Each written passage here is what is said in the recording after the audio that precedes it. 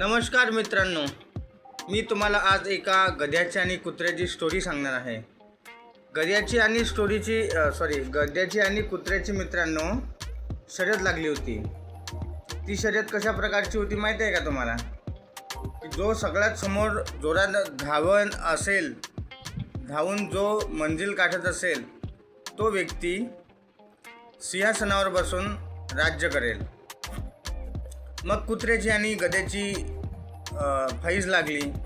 त्यामध्ये सगळ्यात समोर गधा निघून गेला आणि सिंहासनावर बसून राहिला. कुत्र्याच्या वाटेमध्ये खूप अडचणी आल्या. दुसरी कुत्री त्याला समोर जाऊ देत नव्हते, त्याच्यावर जीवघेणा हमला करत होते. त्यामुळे कुत्रा लवकरात लवकर पोहोचू शकला नाही.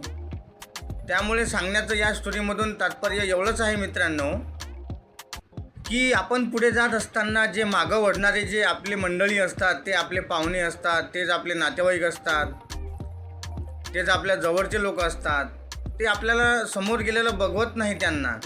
त्यामुळे आपल्याशी ते असे वागत असतात. त्या कारणामुळे आपण सतर्क राहायला हवं आपल्यापासून.